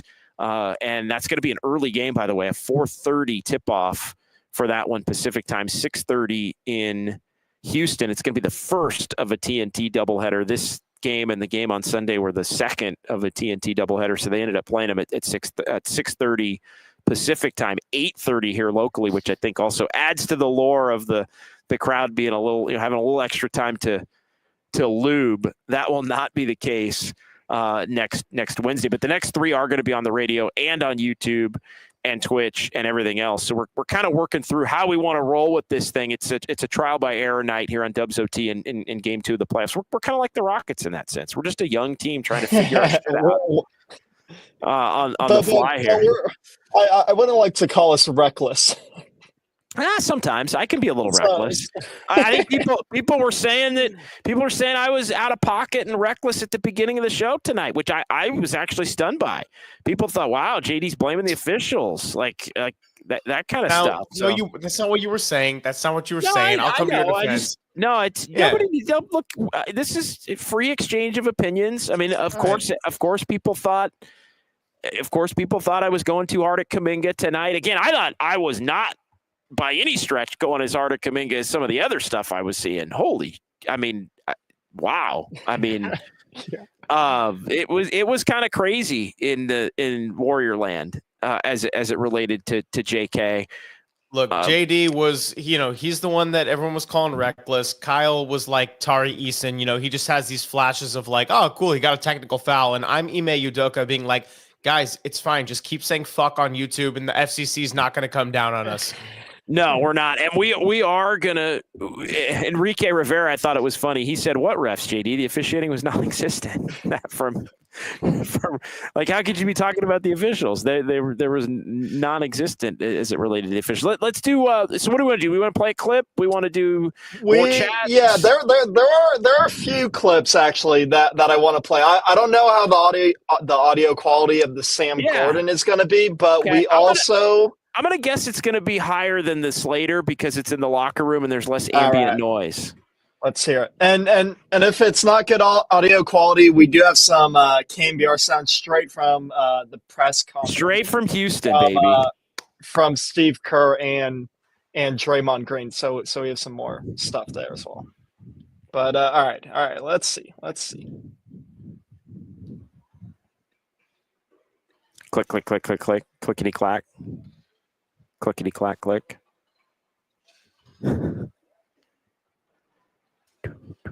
I see it loading. Oh, wait. Wait. There you Sorry. go. Run it back. Let me restart. No matter what circumstance I'm in, you always got to stay ready. Because the moment in chances, sometimes you don't get back. So, you always got to stay ready. But I feel like I've been ready. And, I hate the fact that everybody tells me every other time, get ready. Because in my mental, my mindset, I already know that I'm ready. The more you keep telling me, get ready, it's kind of irritating, but no, I'm always ready. What do you do to stay ready? What I do? Yeah, what do you do to stay ready? I work out every day. Mm-hmm. I play with some of the guys here every other day, and just try to have a good spirit every single day. The more my spirits is where I want, that's how I stay ready. Was it tough to get the DMPs to be told you weren't going to play? I mean, it is tough, any player is going to be tough, but, what am I doing about it? At the end of the day, what you want to do about it? You just got to, like I said, you just got to stay ready. You got to stay, whenever your moment happens, it's going to happen bad. Like, for me, it was kind of, just looking at it, it's kind of like tough, but there's really nothing I can do about it, Can't complain about it. I can't do nothing about it, If I don't play, it's coaching decision. So, Do you understand why? I try not to think about it. Try to stay ready. Try not to really even think about why I'm not playing or why I'm playing. So I try not to even think why I'm not playing. Because the more I think about that, the more it's not going to see it right in my head. So I just block all that noise and just stay focused on whenever I get my chance. Did you feel any rust at all today? I mean, I've been playing. It's humid over here. We play in this arena when there's no AC every other day. So, that just keeps me in shape with the rest of the guys. So, yeah. How's the There's a lot from Jonathan Kuminga there. A longer quote. I mean, just Greg, your thoughts on that? I mean, he does try to say the right things. I think he doesn't always say them, but I think his heart's in the right place, or he's trying to be politically correct, or whatever it is. Diplomatic, let's say. But I don't know. Give me your takeaways. I agree his heart's in the right place, and just from having some conversations with people that are a little bit more around the team, it does sound like he's really making an effort to have the right attitude. I will say this, as far as thinking about why he's not playing, I can respect the blocking out the noise element. I think he probably should be thinking about maybe why he's not playing. And then the second element is try to stay ready. That quote would have just sounded a lot better if he played like he was ready tonight. I'm just going to be real about it. Yeah, that is exactly. And again, it's knocking off the rust. It's, wanting to be ready and just getting thrown in. It's tough. Like, it's like you're playing in the playoffs and you're playing against a really good team, and you're playing against a team that's got 8 dudes that are the same body type and athleticism and all those things that have been playing together all year for months, and they have a game plan, and they do what they do. So it's, again, I don't think he was put in a real inviting spot to succeed tonight. Like, I'm not. I mean, I'll say that in fairness, but you're right. It looked like he was not ready, especially to be playing playoff basketball. And again, I know that led some to he was checked out. I don't even know if I'll go that far. My point on social media, as I put out there, was basically like the people that defend him constantly are going to basically say, well, if you think he quit, I'm not saying I think he quit, but if you think he quit, it's only because Kerr quit on him first. So that was kind of the gist of that. And again, we don't have to necessarily get into all of that because, I mean, he is such a polarizing figure to discuss. But fair or unfair, he wasn't ready, and it showed in his play. But they might need him Saturday, and they might need him Monday. And so, can he, now knowing that he might play, can he perform at a higher level? Because when he has known that he's going to get a certain amount of minutes, he, especially when it's been more about him being the focal point, he has put up better numbers. It's the old, and this is, I think, is the biggest problem. One of the biggest problems with Kaminga, to be perfectly honest, it's the fact that you almost have to tell him he's going to play 25 to 30, and he's going to have some freedom to take some shots, some bad shots and some good shots. And just, you almost have to tell him that to get him to rebound, or to get him to hustle, or to get him to defend. Like that's one of the issues that I have, is like you almost have to give him something to get something back. And I just don't think that's the right mindset for a younger player to have. I do sympathize for him because, like, to a certain extent, but yeah, at the same time, I don't know if he thinks he could just turn it on and off like the faucet or what. I don't know where his mindset is, but I mean, I get it. It's hard getting 3 straight DMPs and then, oh, here you go. We're going to throw you into playoff basketball, and I absolutely don't think he was ready for that today. No, I mean it showed in his play.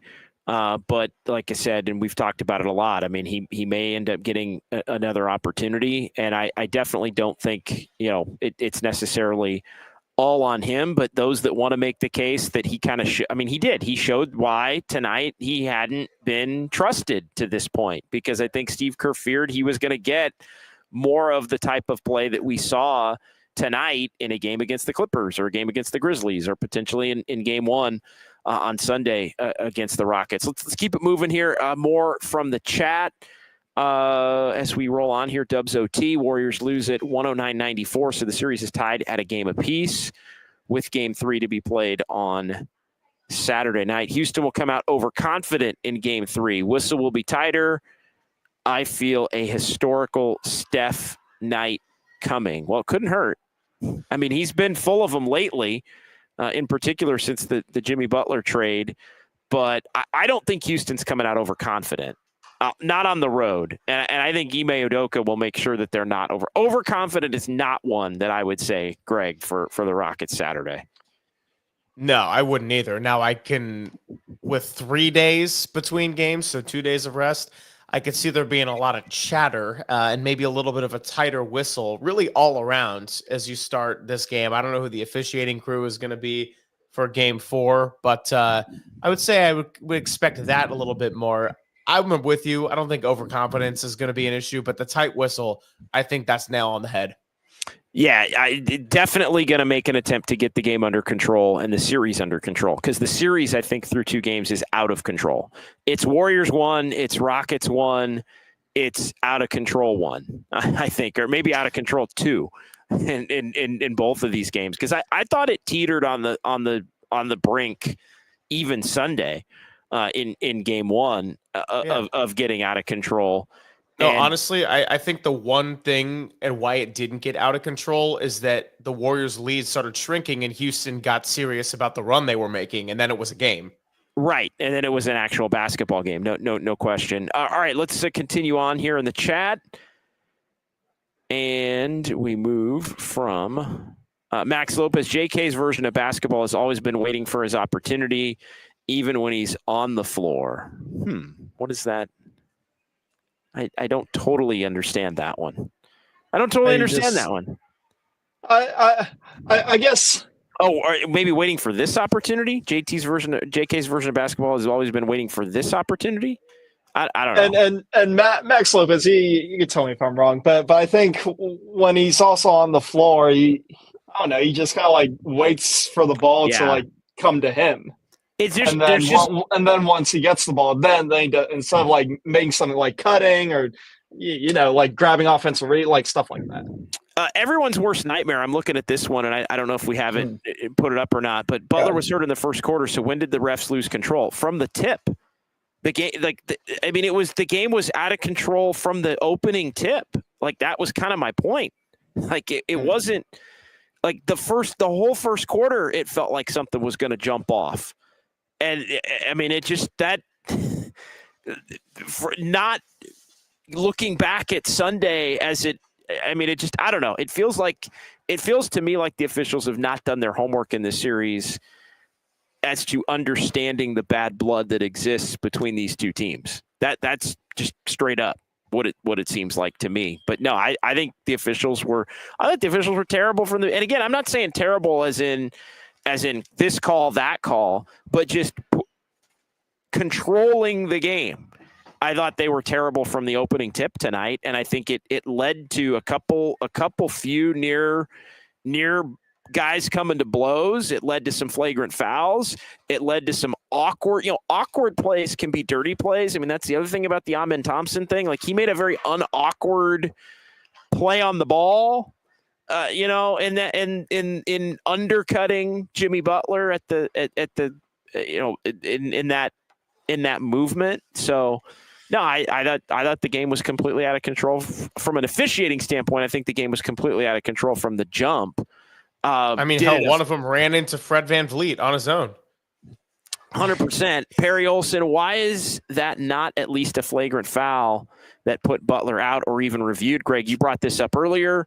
Why was it not reviewed? I'm not sure. Maybe it was deemed to be inadvertent. Again, we played the Steve Kerr clip, and even the guys on the Warriors bench, in fairness, they didn't in real time necessarily think it was anything. Like, I don't think that was Kerr being overly diplomatic.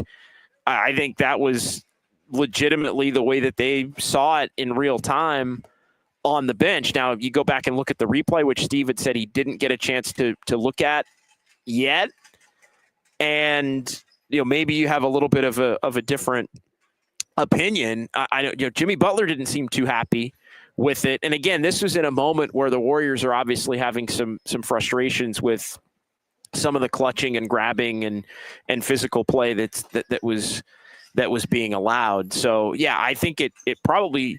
I mean, when do you not see things reviewed? It feels like we all let's go to the monitor. Let's go to the monitor. It feels like we're always going to the monitor, and then that one you don't go to the monitor at all. And so yeah, I mean, it just tough night there. Butler was able to walk on his own power. That's a good sign, I think. Yeah, initially it was. But then he also, I mean, I thought, hey, is he going to be able to shake this off and then play through it? We've seen him do that. He got the what was it, the thigh? He got the knee to the thigh or whatever it was in the was it the Clipper game? Yeah, the Clipper game, and he that wore off pretty quickly, and he ended up being fine. I guess it wasn't even an issue at all going into the playing game against the Grizzlies.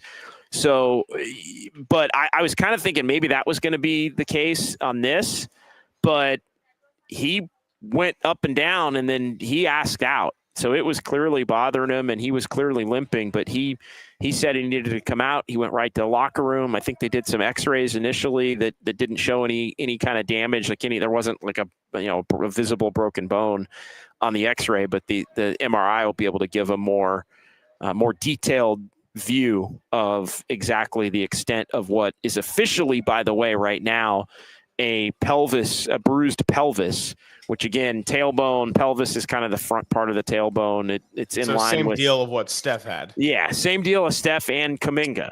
And I think Steph missed the 2 games in Atlanta and Miami, and Kuminga missed the 1 game against Memphis after he took his spill in San Antonio, was it? I think in San Antonio he took the spill, missed the game in Memphis. Steph missed the 2 games that the Warriors got beat by Atlanta and Miami. So yeah, I do think it's a good sign as far as Saturday, but him also immediately being ruled out was not a great sign once he did go to the locker room. But as Steve Kerr mentioned earlier, he always thinks he's okay and says he's okay, which is good. I mean, that's the other part of this equation as it relates to Jimmy.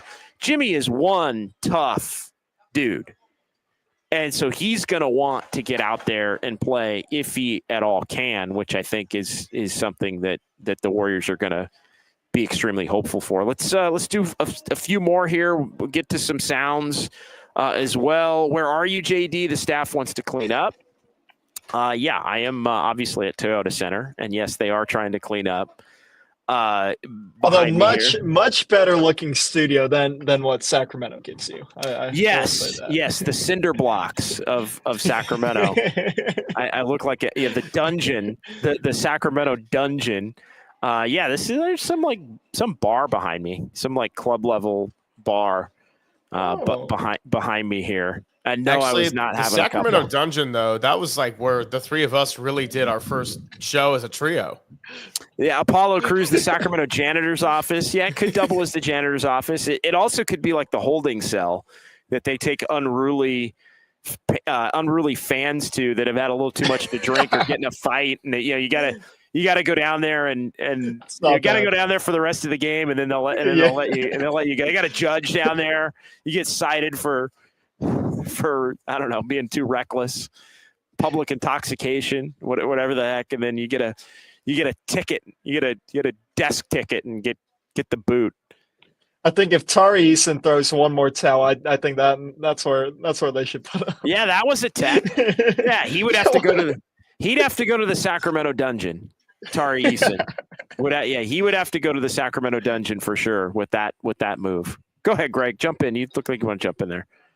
No, I mean, I was just laughing. It's a great comment. Tari Eason and that technical foul, like, that just went right back to my unserious comment where I was like, bro, what are you doing? Like, that hit the point of the game where I was like, can we just finish this up? Like, the Warriors are ready to shut it down. Houston's going to win a game. And it was like the antics never stopped. I mean, we had the double technical between Amen Thompson and Pat Spencer. That's how this game just had everything. Well, the antics are only getting started. I think that's the one thing. I mean, I think you guys, Greg, I know you're going to be out there Saturday and Monday, as I am going to be. I'm going to be coming back to Houston for Game 5. Like, the antics are just starting. Like, that was the thing. I mean, I was kind of going back and forth during the game with a couple of friends, as we all do, and I mean, I'm just going back through the thread here. I mean, it's hard to explain how heated the game was. I mean, the game from the jump, physical to the point of dirty, I thought, from the jump.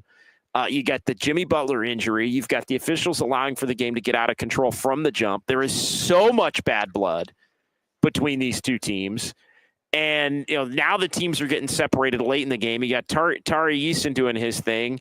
The crowd is chanting, F you, Draymond, for most of the second half. I mean, it was like being back in Boston during the NBA Finals. I mean, that is something that's resurfaced. I mean, I didn't know Houston could get as lit as it was tonight, to be perfectly honest. It was a rowdy and appreciative crowd, but this thing's just getting started. There's 3 more games, and there might be 4, and there might be 5 more games here over the course of the next week and a half. And the Warriors are going to have to prove that they're up for the challenge. So yeah, the antics. I mean, I felt like this game had it all. There was a lot to decipher and punch through here to get to the big topics in a game that wasn't quite a blowout, but I think for the most part really felt kind of like the Warriors were getting blown out.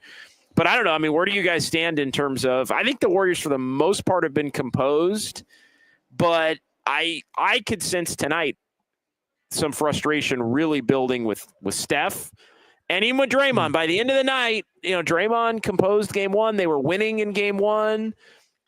Tonight, I think they got under Draymond's skin a little bit, and I think it is something to monitor because the one thing the everybody on the Rockets wants to get after it and be physical and toe that line. The Warriors don't have a team full of those guys, but they do have Draymond Green. And I think there are going to be a lot of eyes on Draymond Green Saturday as to just the level that he begins the game with. And I think when you talk about officiating and getting things under control, that means they're going to be looking at him too. I know it's part of playoff basketball, and the Warriors have their history with the Rockets and Dillon Brooks. But question for you, JD: Do you think the Rockets are trying to get Draymond ejected, 100%. to that extent? 100%. Yeah, okay. Without a doubt, 100%. They're baiting him the whole game. I think to try and mix it up. I think Şengün's doing it. He clearly doesn't like Şengün, and I think the other guys are stepping to it and trying to without a doubt they're trying to get him to be at some kind of a breaking point. I don't think there's much doubt. I don't think there's much doubt, and it's going to continue. And again, we saw what happened at Chase on April the 6th. Draymond was trying to get the team to, I think because they were so tired, he starts getting into it with Şengün because he's trying to get the team energized and sparked and ready. And, they didn't have it on that night. But I feel like those type of antics in a game on Saturday, especially early, and you might have somebody get thrown out of a game, or or at least early and quick technicals. So I think that's going to be a big part of the storyline here, not only for the next couple of days, but I think there is going to be a ton of attention on the first quarter, first half of Saturday night. And there should be. I mean, Draymond Green has to do the job of towing the line and playing with passion and being an enforcer and not backing down and all that stuff without getting into technical foul trouble, getting overly physical, doing unnecessary acts that are going to ultimately hurt his team. Because bottom line is this, everyone in the Rockets rotation, not named maybe Fred VanVleet or, I don't know, like a Jabari Smith, is just fully on the table for able to get a tech at any time. Like Tari Eason, Dylan Brooks times 7, freaking, yeah, thank you, Kyle. It's like, I mean, it's the whole team. It's the whole team. It's the entire team. No, it's everybody. It's everybody full squad. They've got that club in the bag. And again, it's part of their DNA. It's part of why they won 52 games was, for people that haven't, and I do think, yes, the Warriors played them 5 times this year, but a lot of teams haven't watched the Rockets a lot. Like tonight was kind of, I think, the coming out party for why they've been successful in a lot of ways. And I think Sunday is also, the game that the Warriors won. I think it's also an example of, it's an example of where they are still a little bit deficient. Rich Ray, time for Draymond to kick someone in the balls or do a headlock. Yeah, he needs to stay away from that, or it's going to be a short night on Saturday for Draymond Green. Do we have any other sound we want to get to here? I'm and I know we're getting on into the night here, and it's getting late. I'm thinking another 15 minutes tops, and then we'll call it a night. We'll get right maybe to the brink of the 2-hour mark. I think that's a good time to cut it. But no, Kyle, kind of where are we at on? Yeah, I'll rattle off a few of kind of what we have going on Twitter. I mean, we have Draymond Green reacting to the FU chants from the Houston crowd. Yeah, let's do some of we can do some of the KNBR ones. We know the audio quality will be pretty good. Yeah. Okay. All right. Let's go back to here. Yeah, we were talking about it, the whole, the FU Draymond chants, and I did see what his response was, but I haven't exactly heard just yet. But yeah, here's Draymond. Steve mentioned how it bothered him that the crowd yelled what it yelled. FU, of course. I'm just wondering, did you notice it? Did you let it? How did you feel about that? It's not original. Been there before, won a championship while it's happening. So yeah, it's not really an original. Can't steal other people's shit. That belongs to Boston. So I kind of just kept it pushing. Steve mentioned how it bothered him. Okay. Yeah, I mean, and an expected response, I think from Draymond Green. And no, it's not original, although I don't know that maybe it happened somewhere other than Boston, maybe not to Draymond, but I think that one. Sacramento, maybe. Well, it definitely happened. Sacramento stole it from Boston first, and I think Houston stole it from Sacramento, stole it from Boston. I don't know. It just, but yeah, I'll say this: it added to the intensity because no matter how many times, and I was in Boston for all of those games when the Celtics fans were doing it.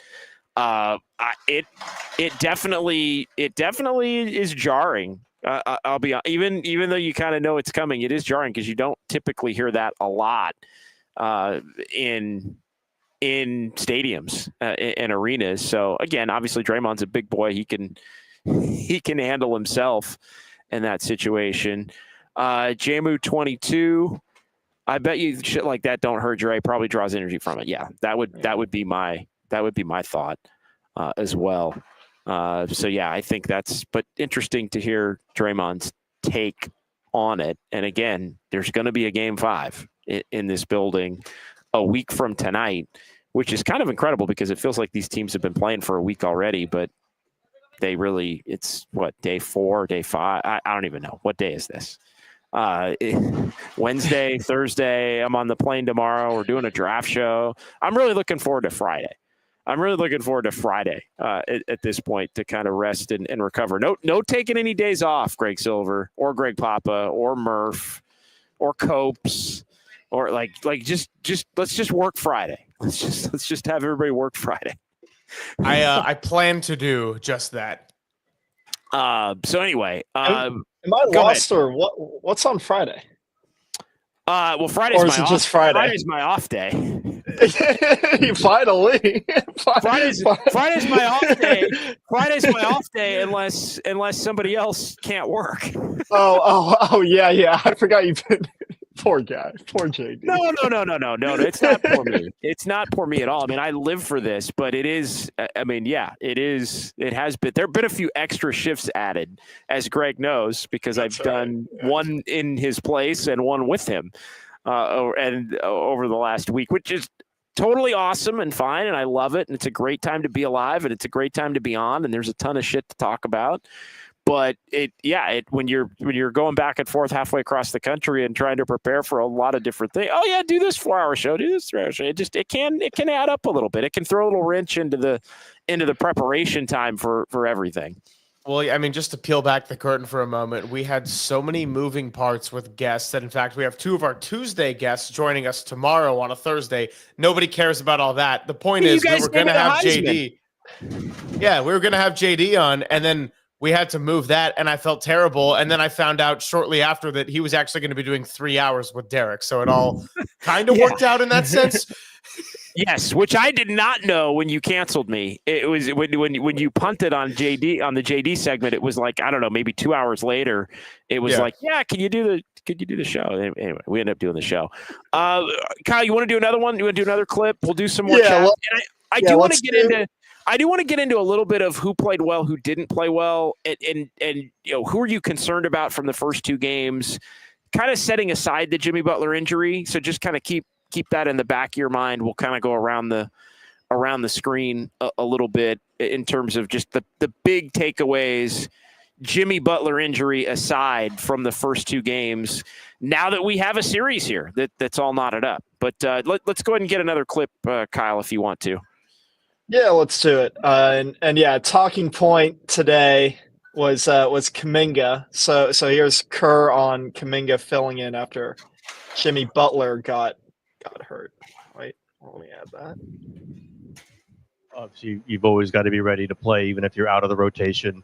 Did you feel like Jonathan was ready? What did you see? Yeah, Jonathan was ready. He's been great. He's been preparing every single day, keeping a great attitude. Game 1, he was on the bench during the entire time. He's a great young guy. JK is an awesome young guy, and his teammates respect him, and pull for him, and he stayed ready and got some minutes, and it's good because we may need him, and he needed to develop a little rhythm after missing the last few games. Obviously, you've always got to be ready to play. Fair enough. I mean, I think that's a fair way of looking at it. There is one more. There is one more about JK. All right, let's hit that one then. All right. Specifically, if Jimmy is out or limited, is Kaminga the natural next kind of guy into the rotation? Yeah, we'll see how it all plays out. I mean, we have to. If Jimmy's out, we have to rethink, everything like rotations and who starts and the best combinations and all that stuff. Specifically, if Jimmy is out. Okay, or all right. Well, no, and that's fine. Okay, so it was. I think there were a few things going on in the second one. The second one, I think, more pertinent than the first one. I think the first one, again, fair to say he was rusty. Fair to say he wasn't ready, to be honest. I think both things are talking points, depending upon where you want to go with it. But let's focus on the second part. I think Kerr initially took the question from Tim Kawakami as, well, if Jimmy can't play, do you plug JK right into Jimmy's spot, meaning like in the starting lineup? Now, Tim didn't say that. But I think that's what was sort of implied, or at least in Kerr's mind, he thought was being implied. And Steve was like, no, I'm not. but as he worked his way back, I mean, the initial was no, he's not going to be that guy. But I also think as he worked his way back, he thought, hey, if Jimmy's out, then it's a completely different group of players that's going to play the bulk of the minutes. And Kuminga, I do think, would be part of it. It would not be Steph, Moody, Kuminga, Pajemski, and Draymond Green, though. I think that would not be the starting lineup. Now, I do think Kaminga, again, if Jimmy's out, Kaminga's going to have to play. I don't know if it's 26, but I think it's at least a good 6-minute run in each half, and then you see if he's playing well, and if he is, then you continue to have him out there. What was your take away from that? Whoever wants to jump in. I'll give it to Kyle. I'm curious. I'm curious if Butler misses game 3 and you're not going to slide Kuminga into that starting lineup, who would you play? Post, probably? I think you could go with Quentin Post. I think you could go Steph, Pajemski, Moody, Draymond, and Quentin Post, and you get a little bit of shooting again and somebody that can try to pull a big out. And so you get a little bit of shooting there. And if they look to put a wing on Post to prevent him from hitting shots, which some teams have done, then it's going to allow for Sengun or somebody else to be in action elsewhere. And I think he becomes a more attackable player at that point elsewhere. So to me, that's the way I would roll with it. Andis Brown with no Jimmy Kerr will be tinkering like crazy. I don't think there's any time for that. I'll just say that full stop. Like there's no time for tinkering, but I do think Kerr laid it out. I mean, if it is tomorrow or Friday, hey, Jimmy's not playing till Wednesday in Game 5, then they have to completely change everything again. And I think it means Kaminga becomes the backup 4. I think it probably means Draymond starts at the 4, and you can get away with that again because the Rockets play so big. You can play a 7-footer in post. You can play Looney. You can start playing Draymond more at the 4, and you can play Looney and Kaminga together. You could play Kaminga and Post together. Like it does again. If they really have to go down that road, I think there are different potential options that they'll have the ability to roll with. Greg, do you want to jump in on that? Just in response to is Kuminga the next guy up? I can understand why Steve sort of just danced around it, because then if you say yes or you say no, then it's like, oh, well, he said this and then this is what's going to happen. And then it just becomes a whole thing. And then we got to talk about it. And then it's KNBR shows for the next 2 days. And I'm selfish, so I only think about what I have to do. But in all seriousness, Jimmy's out. You got to kind of go back to the drawing board. And hey, let's be honest about it. It's not like Jonathan Kuminga in 26 minutes tonight gave you a reason to be like, yes, he is the new guy that we are focusing on now that Jimmy Butler is out, if he has to miss time. No. Why would that be the answer after what you saw tonight? No, it wouldn't be the primary answer. And again, I think he admitted as much that it's not the primary answer, but it's a committee. It's, I don't think, look, Guy Santos hustles.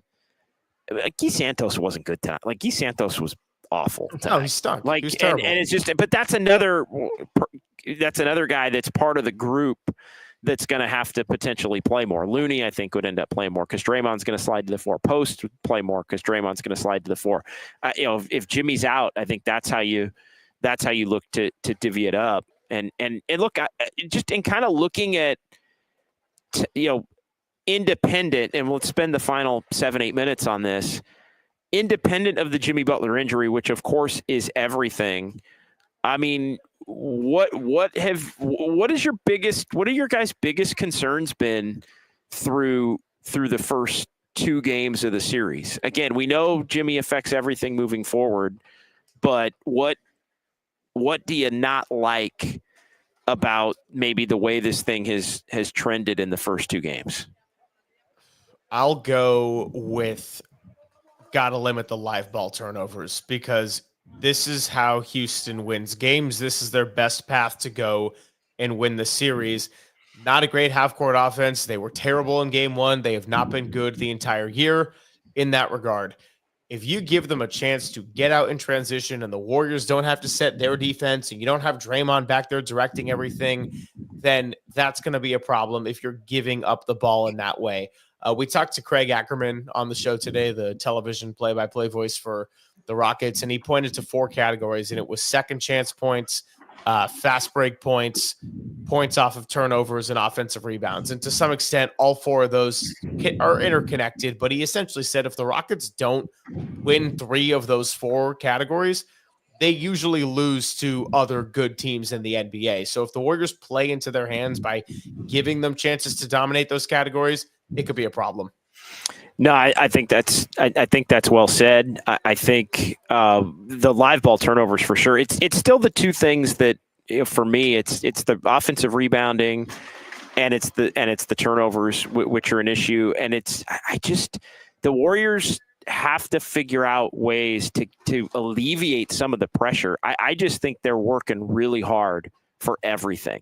That would be the one concerning thing for me. I mean, even in game 1, Steph's hitting 3-4 unbelievable shots to help prevent the Rockets from coming back and stealing that game from down 23 in the second half. And so, I mean, to me, it's that above everything. They have to figure out a way.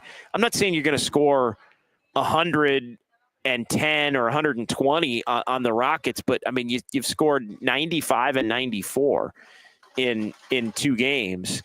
You gotta figure out a way to just get a little bit more flow, because it feels like they're working extremely hard for everything.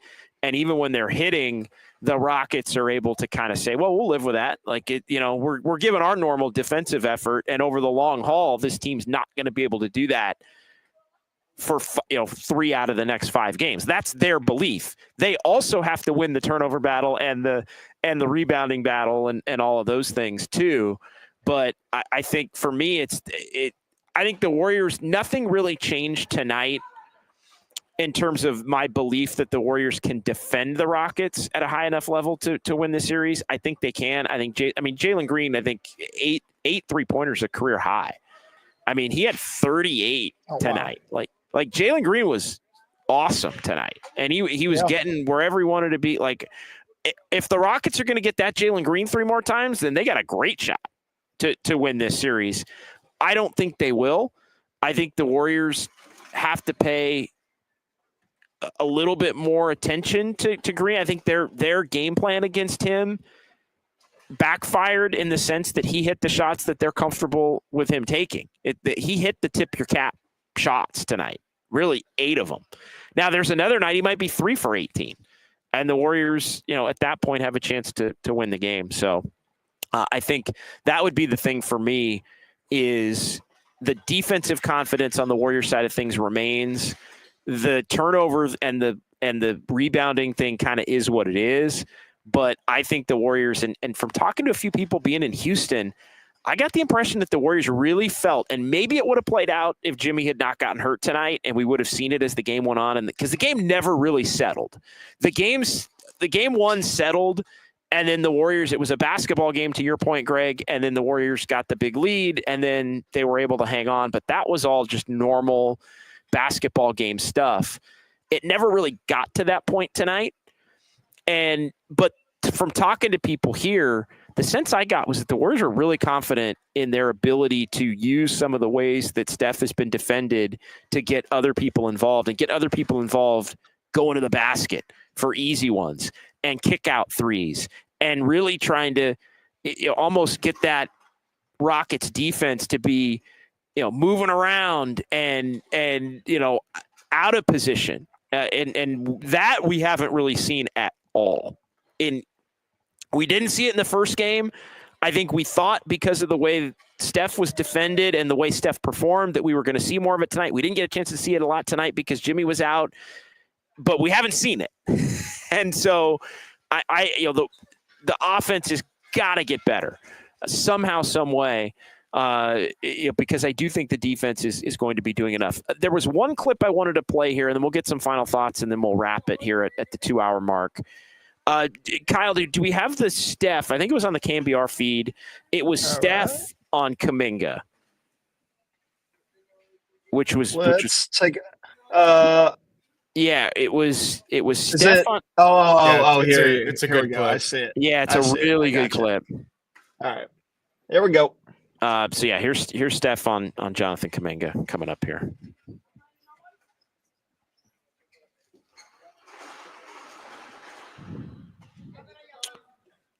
5, 4, and when we say stay ready, even if you're out of the rotation, Jonathan's obviously been out for a while. Did you know he would be ready, and did you think he performed like someone who was ready tonight?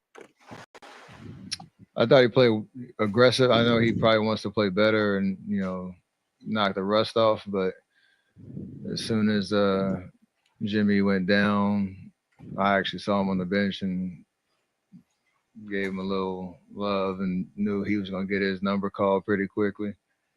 And that is the nature of this league. We talked about it all the time. It's just hard to know and predict when it's going to be. But for him to come out and play with energy and aggressive,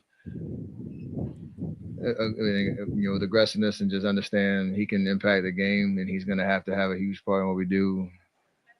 I think whether Jimmy's out there or not, it feels like it could swing a different way. And so that's the challenge. And it's always been for him to see the pictures, understand the intensity that's out there, try to be in the right spots defensively. And then when he has opportunities to, be aggressive on the offensive end, take them. We trust him when he has the ball in his hands, and however many minutes he's out there, be ready to play. When you talk about seeing the pictures with Kuminga, what do you mean by that?